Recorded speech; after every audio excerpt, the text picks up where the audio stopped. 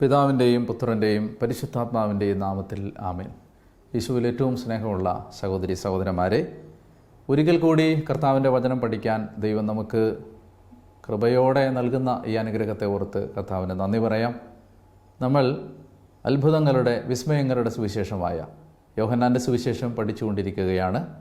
ഈ വചന പഠനത്തിലേക്ക് നിങ്ങളെ വീണ്ടും ഒരിക്കൽ കൂടി ഞാൻ യേശുവിൻ്റെ നാമത്തിൽ സ്വാഗതം ചെയ്യുന്നു.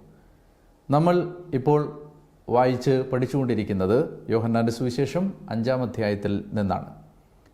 5-ാം അധ്യായത്തിൻ്റെ 4-5 വരെയുള്ള വാക്യങ്ങൾ നമ്മൾ വായിച്ചു. 5-ാമത്തെ വാക്യമാണ് നമ്മൾ കഴിഞ്ഞ എപ്പിസോഡിൽ പറഞ്ഞ് അവസാനിപ്പിച്ചത്. ഒരിക്കൽ കൂടി ഞാൻ ആ ഭാഗം വായിക്കുകയാണ്. വായിക്കുന്നതിന് മുൻപ് പരിശുദ്ധ അമ്മയുടെ, വചനത്തിൻ്റെ അമ്മയായ പരിശുദ്ധ കന്യകാമാതാവിൻ്റെ മധ്യസ്ഥം അപേക്ഷിക്കാം. കൃപ നിറഞ്ഞ മറിയമേ, നിനക്ക് സമാധാനം. നമ്മുടെ കർത്താവ് നിന്നോടുകൂടെ, സ്ത്രീകളിൽ നീ അനുഗ്രഹിക്കപ്പെട്ടവളാവുന്നു. നിന്റെ ഉദരഫലമായ നമ്മുടെ കർത്താവ് ഈശോ മിശിഹാ വാഴ്ത്തപ്പെട്ടവനാകുന്നു. പരിശുദ്ധ മറിയമേ, തമ്പുരാൻ്റെ അമ്മേ, പാപികളായ ഞങ്ങൾക്ക് വേണ്ടി ഇപ്പോഴും എപ്പോഴും ഞങ്ങളുടെ മരണസമയത്തും തമ്പുരാനോട് അപേക്ഷിച്ചു വരണമേ. ആമേൻ. പിതാവിൻ്റെയും പുത്രൻ്റെയും പരിശുദ്ധാത്മാവിൻ്റെയും നാമത്തിൽ ആമേൻ. കർത്താവിൽ ഏറ്റവും സ്നേഹമുള്ള സഹോദരി സഹോദരന്മാരെ, യോഹന്നാൻ്റെ സുവിശേഷം 5-ാം അധ്യായത്തിൻ്റെ 1 മുതൽ ഒരിക്കൽ കൂടി വായിച്ചുകൊണ്ട് നമുക്ക് ആരംഭിക്കാം. ഇതിനുശേഷം യഹൂദരുടെ ഒരു തിരുനാളിന് യേശു ജെറുസലേമിലേക്ക് പോയി. ജെറുസലേമിൽ അജഗവാണ്ടത്തിനടുത്ത് ഹെബ്രായ ഭാഷയിൽ ബേത്സദ എന്ന് വിളിക്കുന്ന ഒരു കുളമുണ്ടായിരുന്നു. അതിന് 5 മണ്ഡപങ്ങളും. അവിടെ കുരുടരും മുടന്തരും തളർവാദക്കാരുമായ അനേകം രോഗികൾ കിടന്നിരുന്നു. 38 വർഷമായി രോഗിയായിരുന്ന ഒരുവൻ അവിടെ ഉണ്ടായിരുന്നു.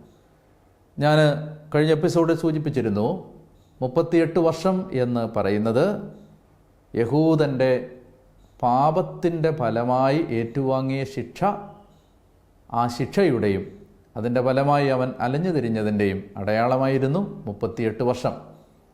അപ്പോൾ ഈ തളർവാദ രോഗി ഒരു വ്യക്തി എന്ന നിലയിൽ മാത്രമല്ല, ഇസ്രായേൽ എന്ന ജനതതി എന്ന നിലയിലുമാണ് ഇവിടെ പരാമർശിക്കപ്പെടുന്നത്.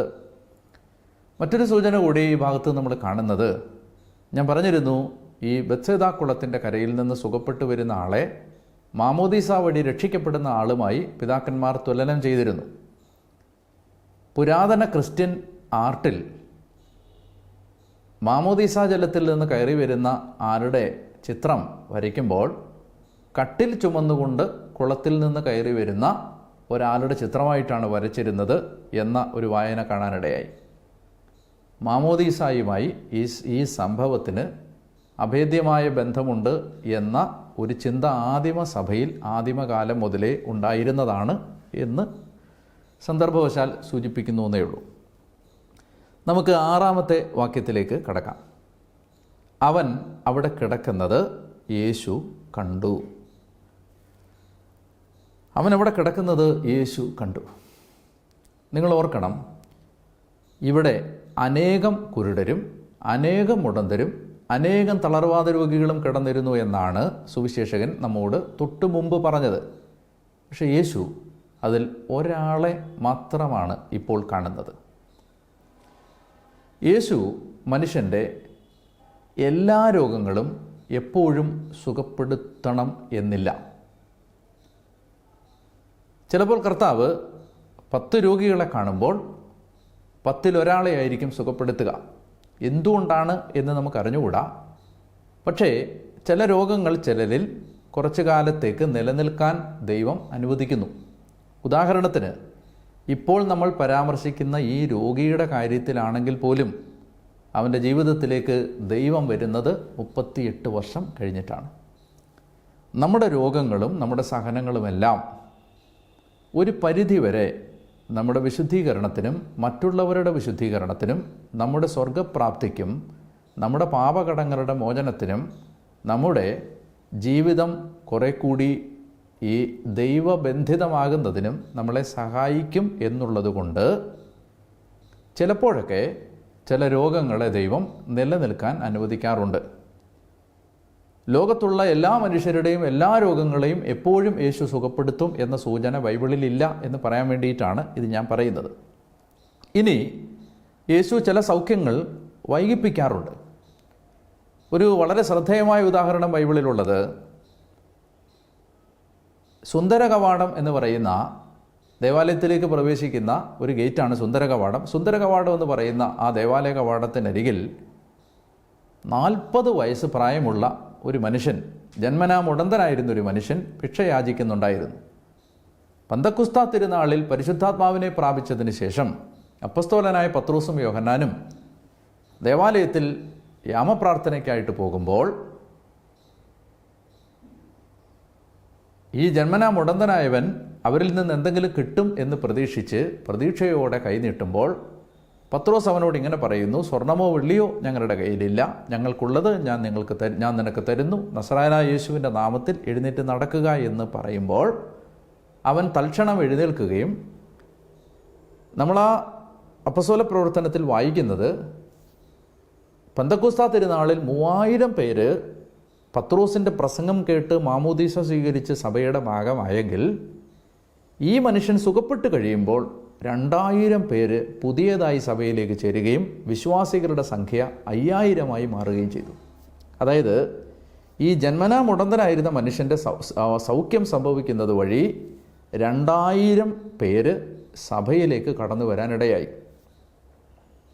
നിങ്ങൾ ഓർക്കണം, ഈ സുന്ദര കവാടത്തിലൂടെ യേശു അനേകം തവണ ദേവാലയത്തിലേക്ക് പോയിട്ടുള്ളതാണ്. ഇയാളെക്കുറിച്ച് ബൈബിൾ പറയുന്നത് ജന്മനാ മുടന്തനായിരുന്ന മനുഷ്യനെ ഭിക്ഷയാചിക്കാൻ അവിടെ കൊണ്ടുവന്നിരുത്തുക പതിവായിരുന്നു എന്നാണ്. അതിൻ്റെ അർത്ഥം സുന്ദര കവാടത്തിലൂടെ കടന്നു പോകുന്ന എല്ലാ യഹൂദ പുരുഷന്മാരും ഈ ജന്മനാ മുടന്തനായിരുന്നവനെ ശ്രദ്ധിച്ചിട്ടുണ്ട്, യേശുവും ശ്രദ്ധിച്ചിട്ടുണ്ട്. പക്ഷേ യേശു തൻ്റെ പരസ്യജീവിത കാലത്ത് ഈ മനുഷ്യനെ സുഖപ്പെടുത്താൻ തയ്യാറായില്ല. അത് അപ്പസ്തോലന്മാർക്ക് വേണ്ടി മാറ്റിവെച്ചു. അതായത് രോഗികൾ സുഖപ്പെടാൻ ആഗ്രഹിക്കുന്ന സമയത്തല്ല, ദൈവത്തിൻ്റെ സമയത്താണ്. ഞാൻ 2 കാര്യങ്ങൾ ഈ ഭാഗത്ത് നിന്ന് പറയാൻ ആഗ്രഹിക്കുന്നു. ഒന്ന്, നമ്മുടെ എല്ലാ രോഗങ്ങളും എപ്പോഴും ദൈവം സുഖപ്പെടുത്തണമെന്നില്ല. 2, നമ്മൾ ആഗ്രഹിക്കുന്ന സമയത്തോ ആഗ്രഹിക്കുന്ന സന്ദർഭത്തിലോ നമ്മുടെ രോഗങ്ങൾ സുഖപ്പെടണമെന്നുമില്ല. എന്നാൽ നമ്മുടെ രോഗങ്ങളെ രക്ഷാകരമാക്കി മാറ്റാനും സൗഖ്യമാക്കി നമ്മളെ അനുഗ്രഹിക്കാനും നമ്മുടെ രോഗങ്ങളിൽ ഇടപെടാനും ദൈവത്തിന് സാധിക്കും. 3 തരത്തിലാണ് ദൈവം രോഗശാന്തി നൽകുന്നത്. അതുകൂടി ഈ സന്ദർഭത്തിൽ മനസ്സിലാക്കുന്നത് നമ്മുടെ പല വ്യക്തികളുടെയും ജീവിതത്തിൽ ദൈവാനുഭവങ്ങൾ വർദ്ധിക്കുന്നതിനിടയാക്കും. അതായത് 3 വിധത്തിലാണ് യേശു രോഗം സുഖപ്പെടുത്തുന്നത്. 1, തൽക്ഷണം ചില രോഗങ്ങൾ യേശു സുഖപ്പെടുത്തും. ഉദാഹരണം, അന്ധനെ സൗഖ്യം കൊടുത്തത്, തളർവാദ രോഗി എഴുന്നേൽപ്പിച്ചത്, മുടന്തനെ എഴുന്നേൽപ്പിച്ചത്, ജന്മന അന്ധനായിരുന്ന 2 വ്യക്തികളെ സുഖപ്പെടുത്തിയത്, മരിച്ചവനെ എഴുന്നേൽപ്പിച്ചത്, എല്ലാം തൽക്ഷണം ഇമ്മീഡിയറ്റായി സൗഖ്യം സംഭവിക്കുന്നതിന് ഉദാഹരണങ്ങളാണ്. അതായത് ക്ഷണനേരം കൊണ്ട് രോഗം മാറി രോഗസൗഖ്യം കിട്ടി സുഖപ്പെടുന്ന അവസ്ഥ. ഇതാണ് രോഗശാന്തിയുടെ 1ാമത്തെ തലം. രോഗശാന്തിയുടെ 2ാമത്തെ വിധം, രോഗം തൽക്ഷണം സമ്പൂർണമായി സുഖപ്പെടുന്നില്ല, പക്ഷേ രോഗത്തിൻ്റെ കാഠിന്യവും തീവ്രതയും ഇൻറ്റൻസിറ്റിയും കുറയാനിടയാവുന്നു. യേശു രോഗശാന്തി നൽകുമ്പോൾ ചില വ്യക്തികളിൽ കർത്താവ് രോഗശാന്തി നൽകുന്നത് സമ്പൂർണമായ ക്ഷണനേരം കൊണ്ടുള്ള സൗഖ്യമല്ല, മറിച്ച് രോഗത്തിൻ്റെ കാഠിന്യം കുറയാൻ ഇടയാകുന്നു.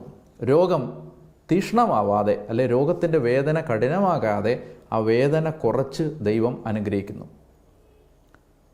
3ാമതായിട്ട് നമ്മൾ കാണേണ്ട ഒരു യാഥാർത്ഥ്യം, രോഗശാന്തിയുടെ ഒരു 3ാമത്തെ വിധം എന്ന് പറയുന്നത്, രോഗം ക്ഷണനേരം കൊണ്ട് വിട്ടുമാറുന്നില്ല, രോഗത്തിൻ്റെ കാഠിന്യം കുറയുന്നില്ല, പക്ഷേ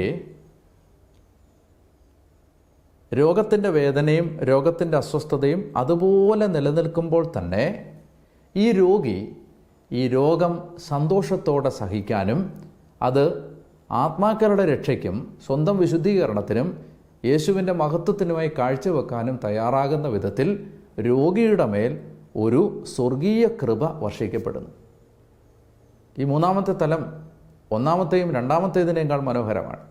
അതായത് രോഗം 1% പോലും കുറയുന്നില്ല, പക്ഷേ രോഗി ഈ രോഗം ഏറ്റെടുക്കാനും ഈ രോഗത്തെ പ്രതി ദൈവത്തെ മഹത്വപ്പെടുത്താനും ഈ രോഗം തൻ്റെയും മറ്റുള്ളവരുടെയും വിശുദ്ധീകരണത്തിനായി കാഴ്ചവെക്കാനും തയ്യാറാകുന്ന വിധത്തിൽ ആ രോഗിയുടെ ആത്മാവിലേക്ക് സവിശേഷമായ ഒരു ദൈവകൃപ വർഷിക്കപ്പെടുന്നു. ഇങ്ങനെ രോഗശാന്തിക്ക് 3 തലങ്ങളുണ്ട് എന്നുകൂടി നമ്മൾ ഈ ഭാഗം പഠിക്കുമ്പോൾ മനസ്സിലാക്കുന്നത് നല്ലതാണ്. 6ാമത്തെ വാക്യം, അവൻ അവിടെ കിടക്കുന്നത് യേശു കണ്ടു. അവൻ വളരെ നാളായി കിടപ്പിലാണെന്നറിഞ്ഞ് യേശു ചോദിച്ചു, സുഖം പ്രാപിക്കാൻ നിനക്ക് ആഗ്രഹമുണ്ടോ? മറ്റൊരു കാര്യം കൂടി ഞാൻ നിങ്ങളോട് പറയാൻ ആഗ്രഹിക്കുന്നു. ഇവിടെ അയാൾ യേശുവിനോട് സുഖപ്പെടുത്തണം എന്ന് ആവശ്യപ്പെടുകയല്ല. യേശു അവൻ്റെ അരികിലേക്ക് ചെന്ന് അങ്ങോട്ട് സൗഖ്യം ഓഫർ ചെയ്യുകയാണ്. യേശു അവനോട് സൗഖ്യം വാഗ്ദാനം ചെയ്യുകയാണ്. സുഖപ്പെടാൻ നിനക്ക് ആഗ്രഹമുണ്ടോ? ഈ മനുഷ്യൻ്റെ ഭാഗത്ത് നിന്ന് അയാൾ ചെയ്തതെന്താണ്? അയാൾ തനിക്ക് സൗഖ്യം കിട്ടും എന്ന ആഗ്രഹത്തിൽ അയാൾ ആ 38 വർഷമായി അവിടെ കിടന്നു. ഒരുപാട് നിരാശ അയാളെ ബാധിച്ചിട്ടുണ്ട്. നമ്മൾ കുറച്ച് കഴിയുമ്പോൾ അത് മനസ്സിലാവും. എങ്കിലും അയാൾ പൂർണ്ണമായി ദൈവത്തെ അവിശ്വസിച്ച് സൗഖ്യം കിട്ടുമെന്ന ധാരണ ഉപേക്ഷിച്ച് അയാൾ അവിടെ നിന്ന് മാറിപ്പോകാൻ തയ്യാറായില്ല. അയാൾ ചെയ്തതെന്താണ്? മിശിഹ വരും എന്ന് അവനറിയാം. ഏതൊരു സാധാരണ യഹൂദനെയും പോലെ മിശിഹായെ അവൻ പ്രതീക്ഷിക്കുന്നുണ്ട്. മിശിഹ എപ്പോൾ വരുമെന്നോ മിശിഹ വന്ന് തനിക്ക് സൗഖ്യം തരുമെന്നോ ഒന്നും അവൻ ഉറപ്പില്ല. പക്ഷേ ഏതോ ഒരു വിശ്വാസത്തിൽ അവൻ ആ കുളത്തിൻ്റെ കരയിൽ 38 വർഷമായി കാത്തുകിടന്നു എന്നതാണ് ഈ മനുഷ്യൻ്റെ നന്മ. പാപത്തിൻ്റെ ശിക്ഷ അനുഭവിച്ച് ഈ മരുഭൂമിയിലൂടെ അലഞ്ഞു തിരിയുമ്പോഴും അവർ ഒരു വാഗ്ദാനം ചെയ്യപ്പെട്ട നാടിനെ കാത്തിരുന്നു. ഈ മനുഷ്യൻ തനിക്ക് സൗഖ്യം കിട്ടുമെന്ന് പ്രതീക്ഷിച്ച് കാത്തിരുന്നു. കിട്ടുമെന്ന് അയാൾക്ക് ഉറപ്പില്ല. അയാളെ സംബന്ധിച്ച് സൗഖ്യത്തെ സംബന്ധിച്ച ധാരണകളൊന്നും അയാൾക്കില്ല. എങ്കിലും അയാൾ അവിടുന്ന് പോയില്ല. ഞാൻ പറയാൻ ആഗ്രഹിക്കുന്നത് മറ്റൊരു സൂചന ബൈബിളിൽ എൻ്റെ മനസ്സിലേക്ക് വരുന്നത്, ഈ 12 വർഷമായി കൂനിയായിരുന്ന ഒരു സ്ത്രീ സിനഗോഗിൽ ഒരിക്കൽ പ്രാർത്ഥനയ്ക്ക് വന്നു. യേശു സിനഗോഗിലേക്ക് ചെന്നപ്പോൾ അവിടെ ആ സിനഗോഗിൽ കൂനിയായ ഈ സ്ത്രീ അവിടെ ഇരിക്കുന്നത് കണ്ടിട്ട് യേശു അവളെ വിളിച്ച് നടുവിലേക്ക് വരാൻ അവളോട് ആജ്ഞാപിച്ചു. അവൾ നടുവിലേക്ക് വന്നപ്പോൾ അവൻ നിവർന്നു നിൽക്കാൻ അവളോട് കൽപ്പിക്കുകയും അബ്രാഹത്തിൻ്റെ ആ മകൾ 12 വർഷമായി പിശാചി ബന്ധിച്ചിട്ടിരുന്ന ആ മകളെ യേശു സുഖപ്പെടുത്തി അയക്കുകയും ചെയ്തു. അബ്രാഹത്തിൻ്റെ ആ മകളെ. ഞാൻ ആലോചിച്ചിട്ടുണ്ട്, ഈ സ്ത്രീ സൗഖ്യം കിട്ടാനായി എന്താണ് ചെയ്തത്? സൗഖ്യം കിട്ടാനായി ആ സ്ത്രീ ആകെ ചെയ്തത് സിനഗോഗിലെ പ്രാർത്ഥനയ്ക്ക് പോയി എന്നുള്ളതാണ്. യേശു ചെന്ന ആ സിനഗോഗിൽ അവൾ ഉണ്ടായിരുന്നു എന്നുള്ളതാണ്. എന്നെ കേൾക്കുന്ന പ്രിയപ്പെട്ട സഹോദരി സഹോദരന്മാരെ, നിങ്ങളോട് ഒരു കാര്യം, ശ്രദ്ധേയമായൊരു കാര്യം പങ്കുവെക്കാൻ ഞാൻ ആഗ്രഹിക്കുന്നത്, നമ്മുടെ ജീവിതത്തിൽ ദൈവം വരിക തന്നെ ചെയ്യും. നമ്മുടെ ജീവിതത്തിലേക്ക് ദൈവം ഇടപെടുക തന്നെ ചെയ്യും. പക്ഷേ ജീവിതത്തിൽ ഒരിക്കലും നിരാശപ്പെട്ട് പിന്തിരിയാതെ, പാതി വഴിയിൽ ഈ യാത്ര അവസാനിപ്പിക്കാതെ, പാതി വഴിയിൽ ഈ പ്രതീക്ഷ നഷ്ടപ്പെടുത്താതെ, പാതി വഴിയിൽ സ്വയം ജീവിതം ഹനിക്കാതെ നമ്മൾ നമ്മുടെ ജീവിതത്തിലേക്ക് വരാൻ തയ്യാറുള്ള ദൈവത്തെ കാത്തിരിക്കുക എന്നത് ഒരു പുണ്യമാണ്. സിനഗോഗിൽ ആ സ്ത്രീ ചെന്നു എന്നുള്ളതാണ് അവരുടെ പുണ്യം. 38 വർഷമായി രോഗിയായിരുന്ന ഈ മനുഷ്യൻ ആ കുളത്തിൻ്റെ കരയിൽ തന്നെ കിടന്നു. അയാൾ മറ്റാരുടെയെങ്കിലും സഹായം അപേക്ഷിച്ച് സ്വന്തം വീട്ടിലേക്ക് പോകാനോ അല്ലെങ്കിൽ സ്വയം ജീവിതം അവസാനിപ്പിക്കാനോ ഒന്നും തയ്യാറാവാതെ അയാൾ ജീവിതത്തിൽ എന്തെങ്കിലും ഒരു നന്മയുണ്ടാകും എന്ന് പ്രതീക്ഷിച്ച് അയാൾ കാത്തു കിടന്നു എന്നുള്ളത് അയാളുടെ ജീവിതത്തിൻ്റെ ഒരു വലിയ സുഹൃതവും നന്മയുമായി നമ്മൾ വായിച്ച് മനസ്സിലാക്കുകയാണ്. അവനവിടെ കിടക്കുന്നത് യേശു കണ്ടു. അവൻ വളരെ നാളായി കിടപ്പിലാണെന്നറിഞ്ഞ് യേശു ചോദിച്ചു, സുഖം പ്രാപിക്കാൻ നിനക്ക് ആഗ്രഹമുണ്ടോ? Do you want to be well? Do you want to be well? നിങ്ങളൊന്ന് ആലോചിച്ച് നോക്കേണ്ടത്, ഇത് സൗഖ്യം നൽകുമെന്ന് മനുഷ്യൻ വിശ്വസിക്കുന്ന ഒരു കുളമാണ്. മനുഷ്യരെ സുഖപ്പെടുത്താൻ കഴിവുള്ള ഒരു കുളമാണ്. ആ കുളത്തിൻ്റെ കരയിൽ 38 വർഷമായി സൗഖ്യം കിട്ടാതെ കിടക്കുന്നത് ഒരു മഹാ അപരാധമാണ്. ഇത് ഈ തളർവാദ രോഗി എൻ്റെയും നിങ്ങളുടെയും ജീവിതത്തിൻ്റെ അടയാളമാണ്. സുഖം കിട്ടാത്ത, സൗഖ്യം കിട്ടാത്ത, സുഖപ്പെടാത്ത 100 മേഖലകൾ നമ്മുടെ ജീവിതത്തിലുണ്ട്. നമ്മളെ സുഖപ്പെടുത്തുന്ന കൂദാശയാണ് കുമ്പസാരം. നമ്മളെ സുഖപ്പെടുത്തുന്ന കൂദാശയാണ് വിശുദ്ധ കുർബാന. നമ്മളെ സുഖപ്പെടുത്തുന്നതാണ് വചനം. നമ്മളെ സുഖപ്പെടുത്തുന്നതാണ് ദൈവം നൽകുന്ന ദൈവത്തിൻ്റെ പരിശുദ്ധാത്മാവ്. നമ്മളെ സുഖപ്പെടുത്തുന്നതാണ് കർത്താവിൻ്റെ നിയമം, കർത്താവിൻ്റെ വചനം. ഈ സൗഖ്യം നൽകുന്ന കുളത്തിനരികെ നമ്മൾ ജീവിക്കുമ്പോഴും 38 വർഷമായി സുഖപ്പെടാതെ കിടന്ന ഈ മനുഷ്യനെ പോലെ നമുക്കും സൗഖ്യം കിട്ടാതെ കഴിയാം എന്നുള്ളത് നമ്മുടെ ജീവിതത്തെ ബാധിക്കാവുന്ന ഒരു ദുരന്തമാണ്. അപ്പോൾ യേശു കുറെ കൂടെ ആഴത്തിൽ മനുഷ്യൻ്റെ മനസ്സിനെ വിലയിരുത്തുന്ന ദൈവമായതുകൊണ്ട് ആ ദൈവമായ യേശു ചോദിക്കുകയാണ്, സുഖപ്പെടാൻ നിനക്ക് ശരിക്കും ആഗ്രഹമുണ്ടോ? ഇത് വളരെ മർമ്മപ്രധാനമായ ഒരു കാര്യമാണ്. ശാരീരിക സൗഖ്യത്തിനാണെങ്കിലും വൈകാരിക മേഖലകളിലെ മുറിവുകൾ സുഖപ്പെടുന്നതിനാണെങ്കിലും ആത്മീയ മേഖലയിലെ പാപമെന്ന രോഗം സുഖപ്പെടുന്നതിനാണെങ്കിലും ഈ ചോദ്യം വളരെ മർമ്മപ്രധാനവും പ്രമാദവും പ്രധാനപ്പെട്ടതുമായ ചോദ്യമാണ്. യഥാർത്ഥത്തിൽ സുഖപ്പെടാൻ നമ്മൾ ആഗ്രഹിക്കുന്നുണ്ടോ? ഞാൻ ഒരു സൂചന പറയാം. മരുഭൂമിയിലെ പിതാക്കന്മാരുടെ ജീവിതത്തിൽ നിന്ന് ഒരു വായന, ഒരു കഥ, ഒരു സംഭവം ഇങ്ങനെയാണ്. ഒരു താപസൻ, ഒരു സന്യാസി, അദ്ദേഹം ദൈവത്തോട് പ്രാർത്ഥിക്കുകയായിരുന്നു. അദ്ദേഹം പ്രാർത്ഥിച്ചത്, ദൈവമേ, എൻ്റെ ജീവിതത്തിൽ നിന്ന് ആസക്തി, ലസ്റ്റ്, മോഹം, അശുദ്ധ വിചാരങ്ങൾ, ആസക്തികൾ, ജഡമോഹങ്ങൾ എൻ്റെ ജീവിതത്തിൽ നിന്ന് സമ്പൂർണ്ണമായി വിട്ടുപോകണം. ജഡികമായ എല്ലാ ആഗ്രഹങ്ങളും എന്നിൽ നിന്ന് വിട്ടുപോകണം. ശരീരത്തിൻ്റെ ആസക്തികളെല്ലാം എന്നിൽ നിന്ന് മാറിപ്പോകണം. ഈ കാര്യത്തിന് വേണ്ടി ആ മനുഷ്യൻ വർഷങ്ങളോളം ദൈവത്തോട് പ്രാർത്ഥിക്കുകയും തപസ്സനുഷ്ഠിക്കുകയും ചെയ്തു. ഒരിക്കൽ അദ്ദേഹത്തിന് ഒരു മാലാഖ പ്രത്യക്ഷപ്പെട്ടു. മാലാഖ പ്രത്യക്ഷപ്പെട്ടപ്പോൾ അദ്ദേഹത്തോട് മാലാഖ ചോദിച്ചു, നിനക്ക് എന്താണ് വേണ്ടത്? ദൈവത്തിൽ നിന്ന് എന്താണ് നിനക്ക് വേണ്ടത്? അപ്പോൾ ആ സന്യാസി പ്രകാരം മറുപടി പറഞ്ഞു, എൻ്റെ അശുദ്ധിയും എൻ്റെ പാപാസക്തിയും എൻ്റെ ജഡമോഹങ്ങളും അതെന്നിൽ നിന്ന് സമ്പൂർണ്ണമായി വിട്ടുമാറണമെന്നുള്ളതാണ് എൻ്റെ പ്രാർത്ഥനാ വിഷയം. അദ്ദേഹം കണ്ണുനീരോടുകൂടി ആ മാലാഖയോട് പറയുകയാണ്, എന്തുകൊണ്ടാണ് അത് എന്നിൽ നിന്ന് വിട്ടുമാറാത്തത് എന്ന് പറയുമ്പോൾ ഈ മാലാഖ പറയുന്ന മറുപടി ഇതാണ്, കാരണം അത് വിട്ടുമാറാൻ നീ പൂർണ്ണമായി ആഗ്രഹിക്കുന്നില്ല, അത് വിട്ടുകൊടുക്കാൻ നീ തയ്യാറാകുന്നില്ല എന്നുള്ളത് കൊണ്ടാണ്. ഞാൻ വളരെ മർമ്മപ്രധാനമായ ഒരു കാര്യം നിങ്ങളുടെ ശ്രദ്ധയിലേക്ക് കൊണ്ടുവരികയാണ്. അതായത് നമ്മുടെ എല്ലാവരുടെയും ജീവിതത്തിൽ നമുക്ക് പാപം ചെയ്യുന്നതിനെക്കുറിച്ച് സങ്കടമുള്ളപ്പോഴും പാപം വന്നുപോയതിനെക്കുറിച്ച് വേദനയുള്ളപ്പോഴും ചില പാപങ്ങൾ വേണ്ട എന്ന് നമ്മുടെ ബോധമനസ്സിൽ നമ്മൾ ആഗ്രഹിക്കുമ്പോഴും ഈ പാപത്തിന് ഒരു രുചിയുണ്ട്. ഹവ്വ പഴം പറിച്ചു തിന്നുന്നതിന് മുമ്പ് ബൈബിൾ പറയുന്നത് പോലെ അത് കണ്ണിന് കൗതുകകരവും അതുപോലെ തന്നെ അത് ഭക്ഷിക്കാൻ സ്വാദുള്ളതും അറിവേകാൻ അഭികാമ്യവും എന്ന് കണ്ടതിനാൽ അവൾ അത് പറിച്ചു തിന്നു. അതായത് ശരീരത്തിന് ഒരു സന്തോഷം, മനസ്സിന് ഒരു സുഖം, അതുപോലെ തന്നെ ബുദ്ധിക്ക് ഒരു സന്തോഷം, ഇതൊക്കെ തരാൻ പാപത്തിന് ഒരു രുചിയുണ്ട്. ഈ പാപത്തിൻ്റെ രുചിയോട് ഈ മനുഷ്യന് ഒരു മമതയുണ്ട്, പാപത്തോട് ഒരാഗ്രഹമുണ്ട്. പാപം വിട്ടുമാറണമെന്ന് പാപത്തിൻ്റെ കൈപ്പേറിയ അനുഭവങ്ങൾ നമ്മളെ പഠിപ്പിക്കുമ്പോഴും ഉള്ളിൻ്റെ ഉള്ളിൽ പലപ്പോഴും സമ്പൂർണമായി പാപം വിട്ടുമാറാൻ ആഗ്രഹിക്കാത്ത വിധത്തിൽ പാപമോഹം നമ്മുടെ ഉള്ളിൽ ഉണ്ട്. പാപത്തോടൊരു ദാഹം നമ്മുടെ ഉള്ളിൽ ഉണ്ട്. ഇത് മനുഷ്യൻ്റെ ഏറ്റവും സത്യസന്ധമായ ഒരു ഭാവമാണ്. അതുകൊണ്ടാണ് യേശു ചോദിക്കുന്നത്, do you really want to be well? നീ ശരിക്കും പാപം വിട്ടുപോകാൻ ആഗ്രഹിക്കുന്നുവോ?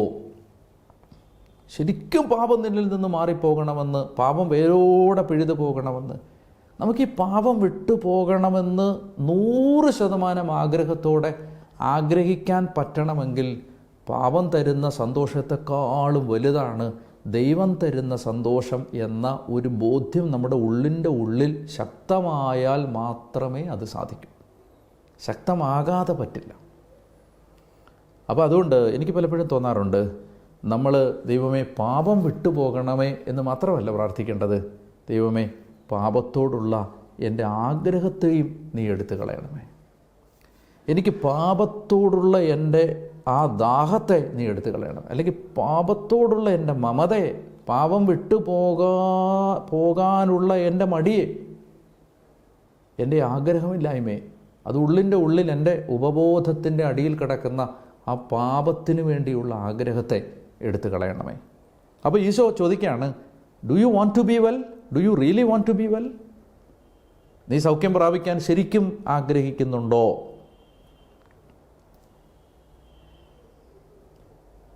അവൻ വളരെ നാളായി കിടപ്പിലാണെന്നറിഞ്ഞ് യേശു ചോദിച്ചു, സുഖം പ്രാപിക്കാൻ നിനക്ക് ആഗ്രഹമുണ്ടോ? ഉടനെ അവൻ്റെ മറുപടി, എന്നെ സഹായിക്കാൻ ആരുമില്ല എന്നുള്ളതാണ്. പറയുന്നത് സത്യമാണ്. യഥാർത്ഥത്തിൽ അവൻ മറുപടി പറയേണ്ടത് സുഖം പ്രാപിക്കാൻ ആഗ്രഹമുണ്ടോ എന്ന് ചോദിച്ചാൽ അവൻ മറുപടി പറയേണ്ടത് ഒന്നുകിൽ ഉണ്ട് അല്ലെങ്കിൽ ഇല്ല എന്നാണ്. എന്നാൽ ഈ മനുഷ്യൻ മറുപടി പറയുന്നത്, എന്നെ സഹായിക്കാൻ ആരുമില്ല. കുളമിളകുമ്പോൾ, കർത്താവെ വെള്ളം ഇളകുമ്പോൾ എന്നെ കുളത്തിലേക്ക് ഇറക്കാൻ ആരുമില്ല. ഞാൻ എത്തുമ്പോഴേക്കും മറ്റൊരുവൻ കുളത്തിൽ ഇറങ്ങിക്കഴിഞ്ഞിരിക്കും. ഞാൻ എത്തുമ്പോഴേക്കും വേറൊരാൾ ഈ കുളത്തിൽ ഇറങ്ങിക്കഴിഞ്ഞിരിക്കും എന്നുള്ളതാണ് അവൻ്റെ സങ്കടം. ഞാൻ എത്തുമ്പോഴേക്കും മറ്റൊരാൾ ഈ കുളത്തിൽ ഇറങ്ങിക്കഴിഞ്ഞിരിക്കും. എന്നെ സഹായിക്കാൻ ആരുമില്ല. അതായത് പ്രിയപ്പെട്ട സഹോദരി സഹോദരന്മാരെ, നമ്മൾ മനസ്സിലാക്കേണ്ട വളരെ വളരെ പ്രധാനപ്പെട്ട ഒരു കാര്യം, നിയമത്തിന് നമ്മളെ സഹായിക്കാൻ പറ്റില്ല. നിയമത്തിന് നമുക്ക് അഭയം തരാനേ പറ്റൂ, പാപം ചൂണ്ടിക്കാണിക്കാനേ പറ്റൂ. നിയമത്തിന് നമ്മളെ സുഖപ്പെടുത്താൻ പറ്റില്ല. അത് ആ നിസ്സഹായതയാണ് അവൻ പറയുന്നത്. The law cannot help me, the incapacity of the law. അതാണ് ഇയാളുടെ മറുപടി. നിയമത്തിന്, കൊല്ലരുത് എന്ന നിയമത്തിന് കൊല്ലുന്നത് പാപമാണ് എന്ന് ബോധ്യപ്പെടുത്തി തരാനേ പറ്റൂ, കൊല്ലാതിരിക്കാനുള്ള ശക്തി തരാൻ പറ്റില്ല. മോഷ്ടിക്കരുത് എന്ന നിയമത്തിന്, മോഹിക്കരുത് എന്ന നിയമത്തിന് മോഹം പാപമാണെന്ന് ചൂണ്ടിക്കാണിക്കാനേ പറ്റൂ, മോഹിപ്പിക്കാതിരിക്കാനുള്ള ശക്തിയില്ല. അത് തരുന്നത് മിശിഹായിലൂടെ വെളിപ്പെട്ട കൃപയ്ക്ക് മാത്രമാണ് അത് തരാൻ പറ്റുന്നത് എന്നുള്ളതാണ് ഈ മനുഷ്യൻ പറയുന്ന മറുപടി. മറ്റൊരുവൻ എനിക്ക് മുമ്പേ ഇറങ്ങി കഴിഞ്ഞിരിക്കും. നമ്മൾ ഇന്ന് ഈ എപ്പിസോഡ് അവസാനിപ്പിക്കുമ്പോൾ നമുക്ക് ഈ കൃപായുഗത്തിൽ, കൃപയിലൂടെ, യേശുക്രിസ്തുവിലൂടെ നമുക്ക് കിട്ടിയ ആ വലിയ കൃപ, പാപത്തെ ജയിക്കാനും ശരീരത്തെ ജയിക്കാനും മോഹങ്ങളെ ജയിക്കാനും വിശുദ്ധിയിൽ വളരാനും ദൈവം യേശുവിലൂടെ നമുക്ക് തന്ന കൃപയോർത്ത് ദൈവത്തിന് നന്ദി പറയാം. അനേകായിരങ്ങൾ, എണ്ണിയാലൊടുങ്ങാത്ത അനേകായിരം മനുഷ്യർ ഈ ലോകത്ത് യേശുവിൽ ആശ്രയിച്ച് പാപജീവിതത്തെ ഉപേക്ഷിച്ച് കർത്താവിൻ്റെ രക്ഷ അനുഭവിച്ച് വിശുദ്ധിയിൽ വളർന്ന് ജീവിച്ചതിൻ്റെ മകുട ഉദാഹരണങ്ങൾ നമുക്ക് സഭാചരിത്രത്തിലുടനീളം കാണാൻ കഴിയും. നമ്മുടെ ഈ കാലഘട്ടത്തിലും അങ്ങനെയുള്ള അനേകരെ നമുക്ക് കാണാൻ കഴിയും. കർത്താവിൻ്റെ കൃപ വീണ്ടെടുത്ത മനുഷ്യരെ. ദൈവം നിങ്ങളെ സവിശേഷമായിട്ട് കൃപയിൽ വളർത്തുകയും അനുഗ്രഹിക്കുകയും ചെയ്യട്ടെ എന്ന് ഞാൻ പ്രാർത്ഥിക്കുന്നു. നിങ്ങൾ വചനം ശ്രദ്ധിക്കുന്നതിന് ഞാൻ ദൈവനാമത്തിൽ നന്ദി പറയുകയും ചെയ്യുന്നു. നമുക്ക് പരസ്പരം പ്രാർത്ഥിക്കാം. വീണ്ടും കണ്ടുമുട്ടുന്നത് വരെ ദൈവകൃപ നമ്മളെ പരിപാലിക്കട്ടെ. പിതാവിൻ്റെയും പുത്രൻ്റെയും പരിശുദ്ധാത്മാവിൻ്റെയും നാമത്തിൽ ആമേൻ.